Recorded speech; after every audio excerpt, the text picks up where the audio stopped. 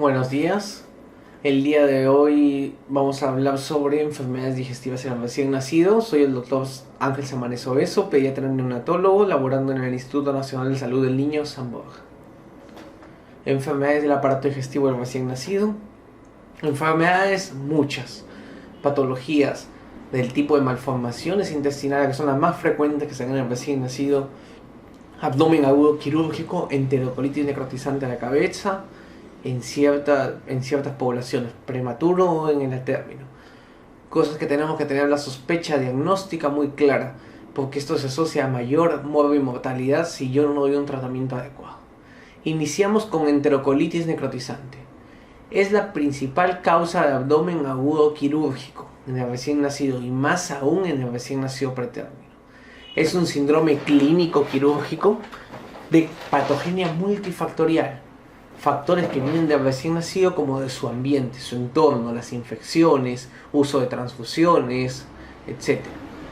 ¿Qué características tiene? Que se va a presentar una necrosis en la pared intestinal, con edema, ulceración, necrosis de esta mucosa, a la par sobreinfección bacteriana de esta pared ya ulcerada y la posterior perforación de esta. Zonas que mayormente se afectan es la zona del ilion y del colon, pero eso no quiere decir que haya otras partes. Sí, se puede afectar desde el estómago hasta el recto, haciendo una gran patología con mucha severidad y pronóstico malo. La mortalidad aumenta con esta patología. Incidencia variable según localidad, pero generalmente de 1 al 5% de todos los recién nacidos hospitalizados. En los menores de 1500 gramos, o sea, los muy bajo peso al nacer, se va a presentar de un 5 a un 10%. Aumenta la frecuencia a menor edad gestacional y menor peso al nacer. Y el tiempo de presentación de la enterocolitis necrotizante va entre la segunda y la cuarta semana de edad postnatal. Entre el cuarto y 10º día. Es raro en la primera semana, salvo en los pacientes a término que sí se puede dar en la primera semana. Si el paciente es mucho más prematuro, tiene menor edad gestacional y menor peso al nacer, la presentación es más tardía. Una letalidad que puede ser muy alta, desde un 40 a un 70%, y esta letalidad va a aumentar si tiene menor peso al nacer, menor edad gestacional, sexo masculino, si es de raza negra, mayor grado de NEC, mayor extensión del compromiso intestinal. La principal causa de pacientes en muerte es una de las principales causas de muerte en los pacientes en una unidad de cuidados intensivos neonatales. ¿Qué es lo que ha sucedido? Yo he mejorado, nosotros los de cuidados intensivos y todo el mundo ha mejorado la sobrevida de los recién nacidos de muy bajo peso al nacer. Entiéndase como los menores de 1500 gramos. Pero al mejorar la sobrevida está expuesto a otros factores que van a incrementar la incidencia de enterocolitis necrotizante. Casi la NEC es una exclusividad de los recién nacidos prematuros, pero el atérmino también lo puede presentar. Este atérmino con ciertos factores de riesgo como cardiopatía congénita, sepsis, inestabilidad hemodinámica, shock, hipotensión, van a presentar generalmente durante la primera semana y en el atérmino presentada con mayor severidad. ¿Cuál es la fisiopatología? Tenemos un intestino que es muy inmaduro y con todos estos factores de riesgo. Entonces, dentro de la fisiopatología tenemos que sobre un intestino inmaduro, aumenta la inmadurez, un intestino inmaduro que es sometido a isquemia, alteración de la flora intestinal, el tipo de alimentación enteral va a ser afectado por una noxa y esta noxa va a llevar a una respuesta inmunológica exagerada del huésped. Esta barrera intestinal va a generarse un daño, se va a dañar lo que es la barrera intestinal y va a producir una inflamación transmural con daño tisular. Esta respuesta inflamatoria va a ser muy alterada y es la que nos va a generar todo el problema para el inicio de la enterocolitis necrotizante. ¿Qué factores de riesgo tenemos? Que es un intestino inmaduro. Un intestino inmaduro con una permeabilidad intestinal aumentada, muy sensible a la diferente composición de la leche, ¿no? La dismotilidad que presenta, una barrera de mucina disminuida, disminución de inmunoglobulinas y un vaciamiento gástrico enlentecido. Estos son factores que incrementan el riesgo de enterocolitis necrotizante. ¿Qué características clínicas voy a tener? Tengo la presentación de manera insidiosa, que es una de las más frecuentes, a la presentación fulminante. En la insidiosa es un prematuro que es convaleciente, está algo estable, tiene todos los factores de riesgo y comienza a presentar síntomas inespecíficos, desde apneas, dificultad respiratoria, inestabilidad térmica, trastornos metabólicos, hiperglicemia, ¿no?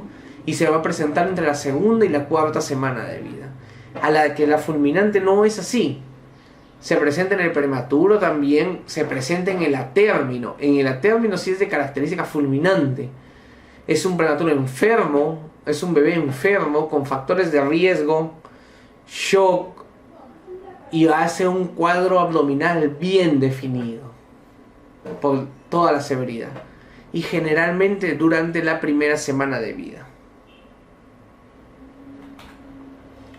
Y si yo evalúo características clínicas, voy a ver que no solamente se afecta todo lo que es la parte gastrointestinal, sino también la parte sistémica.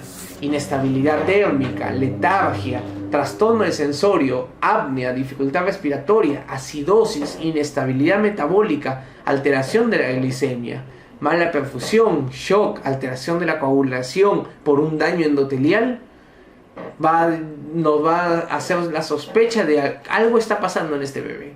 Puede ser una enterocolitis necrotizante, puede ser. Y si yo lo sumo a características clínicas gastrointestinales, tenemos una triada. Esta triada es distensión abdominal, residuo gástrico bilioso con sangre en deposiciones. Esta es la triada de la frecuencia para enterocolitis necrotizante. De ahí puede presentar diarrea, una masa abdominal palpable, ¿no? Eritema de pared, dolor y defensa. Tenemos, por ejemplo, todos niños muy enfermos, como ustedes ven las características, pero miren esta gran distensión abdominal. No se logra ver este eritema perilesional. Acá también como hay una gran distensión abdominal, edema de todo el cuerpo del bebé. Se ve un bebé muy deteriorado. La distensión abdominal, el eritema, cambio de coloración, petequias, este cambio de coloración periumbilical, este gran daño en el recién nacido, y cómo el intestino cómo se viene dañado, ¿no? Zona más frecuente de afectación, ilion y colon. En la radiografía nos va a servir mucho cuando tengo la sospecha clínica que se hace todo.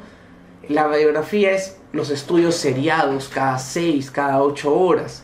Para ver cómo avanza la enfermedad, cómo se distribuye el patrón del gas intestinal. Tengo que buscar si hay presencia de aire libre peritoneal o no. Los hallazgos iniciales en una NEC grado 1, NEC grado de comienzo, es presencia de niveles hidroaéreos, dilatación de asas, engrosamiento de la pared intestinal. Claramente está descartar un ilioséptico. Si yo veo neumatosis, aire libre en la pared intestinal, es el hallazgo más sugerente de NEC. Eso ya me diagnostica. Otros hallazgos altamente sugerentes de NEC es neumoperitoneo, asa fija, gas portal. Un abdomen sin aire intestinal puede reflejar enfermedad avanzada. Esta es la neumatosis, aire libre en la pared intestinal. Acá miren.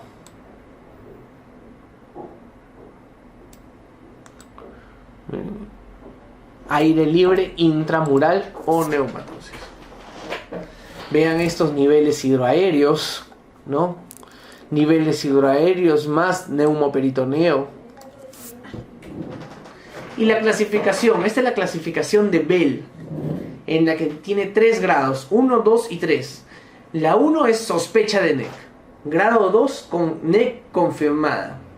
Grado 3, NEC avanzada. Grado 1, sospecha de NEC, descarten ilioséptico o no. Y con todas sus características, signos sistémicos, signos intestinales. Pero ¿cómo se presenta en la radiología?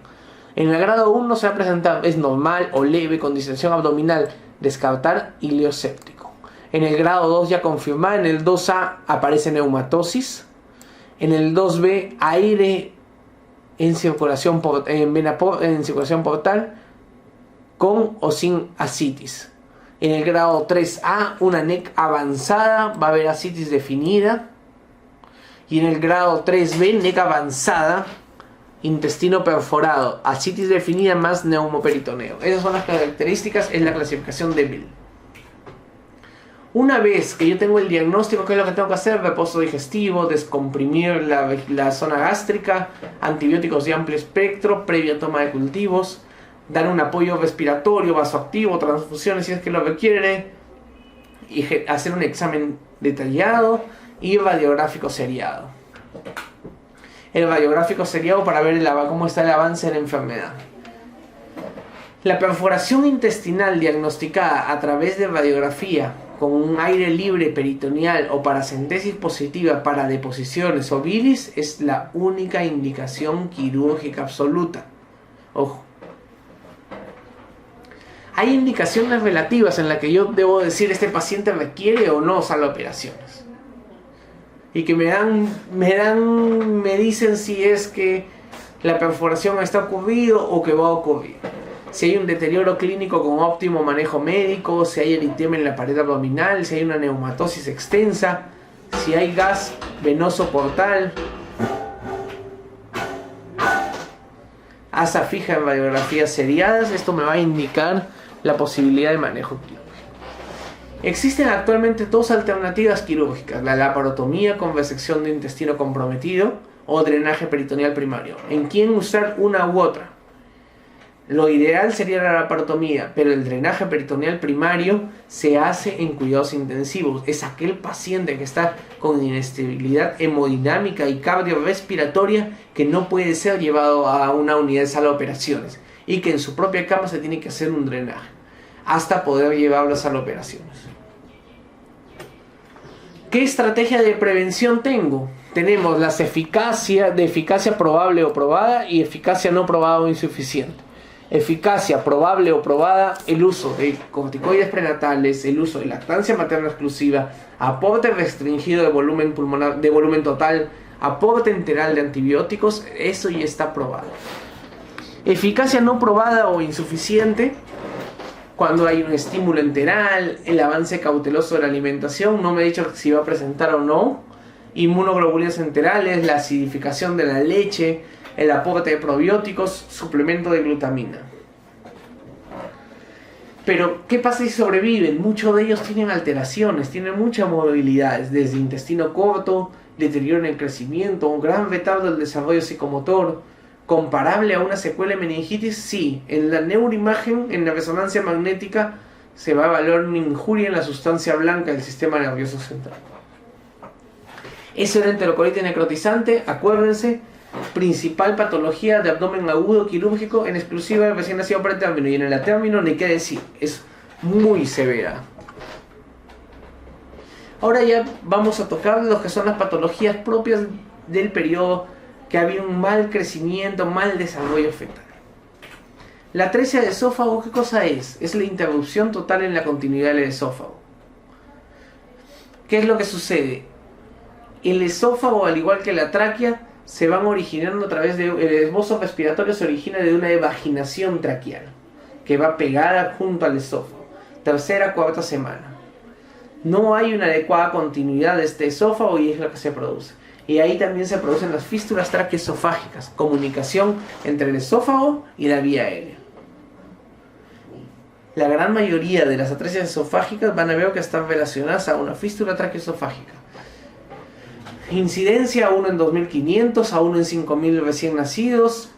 Generalmente son de sexo masculino. Mayor incidencia en pacientes con alteraciones cromosómicas. Generalmente trisomía 18, trisomía 21. ¿Ya? Y otra característica, que 1/3 de estos recién nacidos son prematuros o restricción de crecimiento intraútero. Tenemos la clasificación de Gross, es la que más se usa. Clasificación dividida en 1, 2, 3, 4, 5 o A, B, C, D, E. La clasificación grado 1 se da en el 3 al 5%. No hay fístula tráqueo-esofágica como se ve acá, pero hay una atresia esofágica. Atresia esofágica sin fístula, llamada también atresia esofágica long gap por la gran distancia entre ambos cabos. La grado 2 se da en el 2%. Atresia esofágica con fístula proximal, a cabo proximal. Este es el cabo proximal, cabo distal. En la grado 2, atresia esofágica con fístula proximal. La grado 3, que es la más frecuente, atresia esofágica con fístula distal. Grado 4 o en H, no, grado 4 diré, o la D, es en el 3 a 5%, atresia esofágica con fístula proximal y fístula distal. Y la grado 5, no hay atresia esofágica, no es claramente una atresia, debería entrar, pero sí hay una fístula. ¿Ya? Hay una fístula tráqueo-esofágica sin atresia. El diagnóstico se va a hacer en el periodo prenatal. Madres que cursan con polidramnios en las ecos prenatales no pueden detectar la burbuja gástrica en la ultrasonografía, y eso tiene un valor predictivo positivo del 56%. Una vez que nace, el neonato que presenta cialorrea, dificultad respiratoria, ruidosa, presencia de tos, se atraganta con los alimentos, cianosis. Estos episodios se agravan durante la alimentación, como ya es claro. Si hay una fístula entre el esófago y la tráquea, va a haber una distensión abdominal progresiva. Y eso más que nada cuando hay una fístula a nivel distal.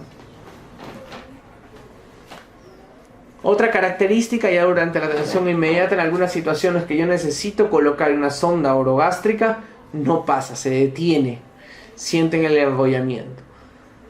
La radiografía de cuello, tórax y abdomen me va a confirmar la posición en la cual se detuvo la sonda. Si hay ausencia de gas abdominal, decimos que es una atresia esofágica sin fístula tráqueo-esofágica distal. Aire en cámara gástrica confirma la fístula tráqueo-esofágica distal. Doble burbuja o sospecha de coexistencia de atresia duodenal. Hay que tener cuidado con esos casos. El manejo es quirúrgico cuando yo hago una exclusión del esófago en los casos long gap, mucha distancia. Yo no puedo hacer una cirugía correctiva, una anastomosis término-terminal entre los dos cabos esofágicos, porque hay mayor riesgo de ruptura de licencia de anastomosis. Por eso yo hago una exclusión esofágica.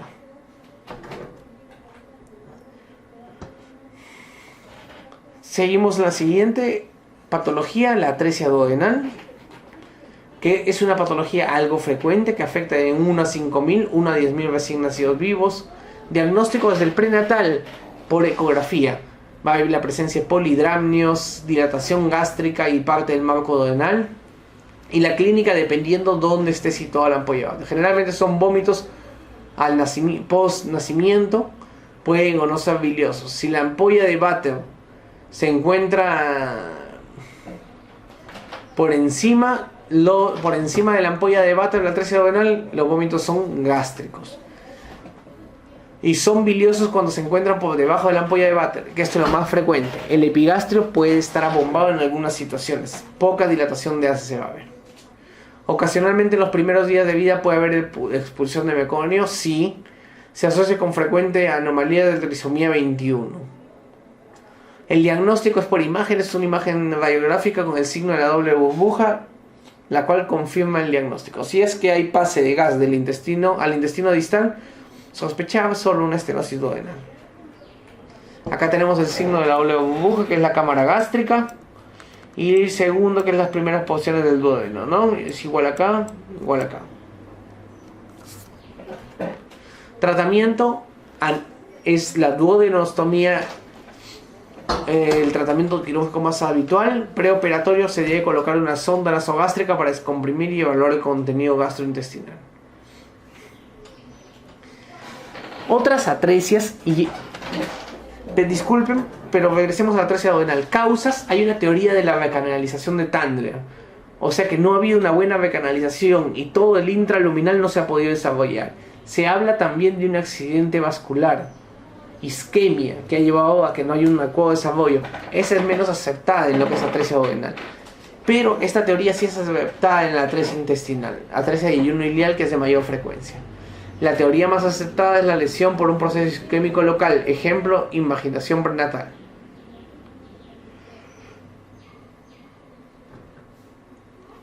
Frecuencia de 1 en 3.000 recién nacidos vivos, mucho más frecuente que la duodenal.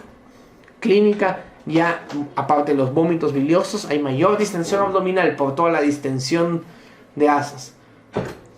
Sí puede haber eliminación de cantidad de meconio grisáceo. Es importante cómo se evalúa la radiografía del abdomen simple, esa gran dilatación de asas.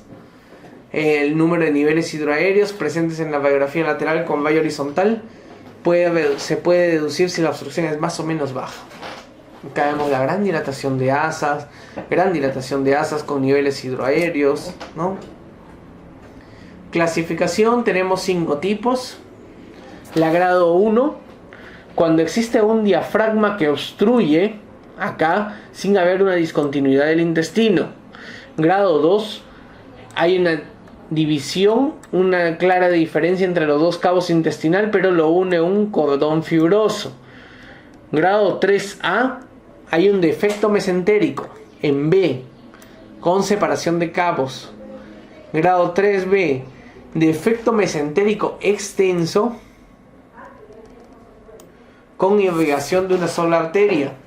Y grado 4, múltiples atresias.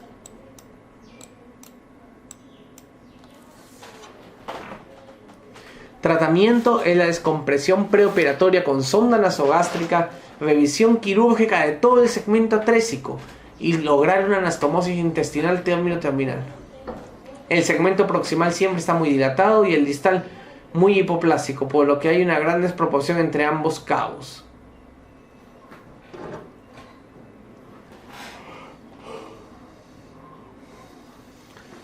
Y esto ya viene ahora a las patologías por defecto en la pared abdominal, gastrosquisis y onfalocele.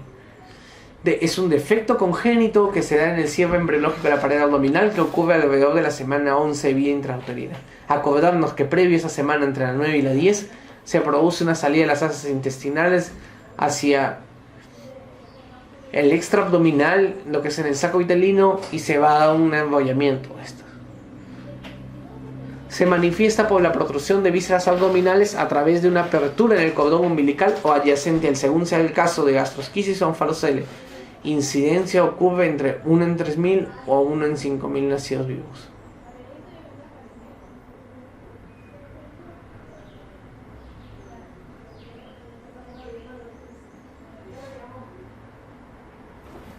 Cortamos Douglas, cortamos. Gastrosquisis y onfalocele. Gastrosquisis y onfalocele son defectos en lo que es el cierre de la pared abdominal. Frecuentes sí, se da de 1 a 3.000 a 1 en 5.000 nacidos vivos.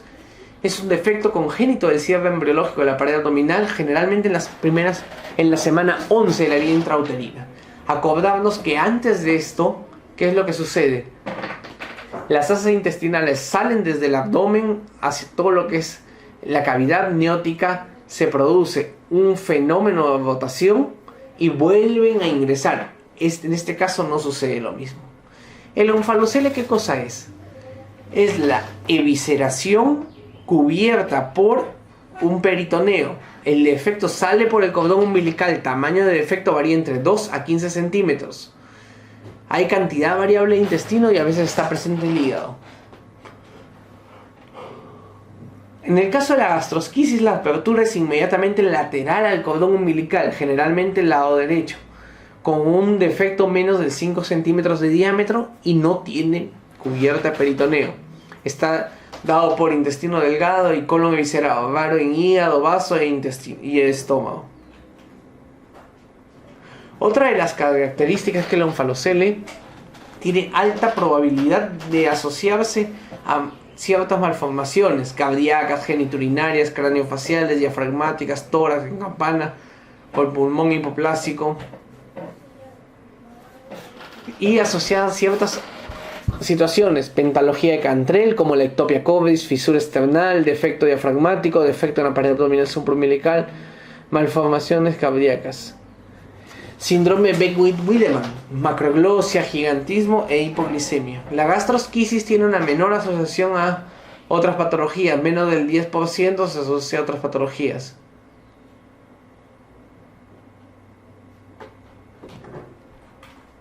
Cirugía, ¿cuándo definir que este es urgente o no es urgente? Urgente es cuando el bebé nace con gastrosquisis o tiene un onfalocele roto para minimizar la contaminación bacteriana de este defecto de pared y disminuir el daño mecánico de asas intestinales.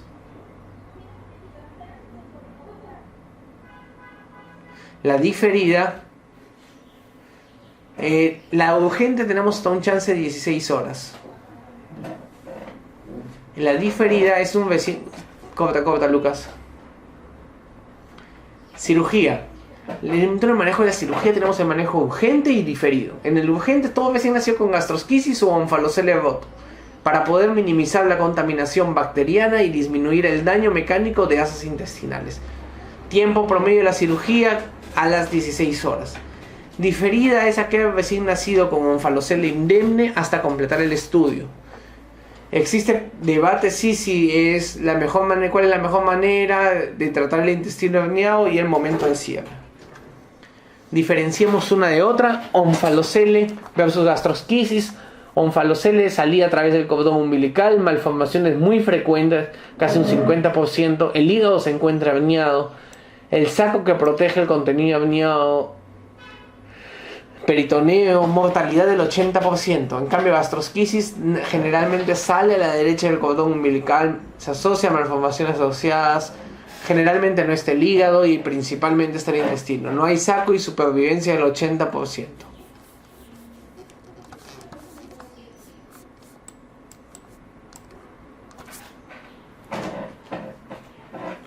Bueno, eso es todo. Acordarnos las patologías. Principal patología de abdomen agudo quirúrgico, enterocolitis necrotizante, y las otras patologías están dadas en relación a anomalías estructurales, defectos en el desarrollo.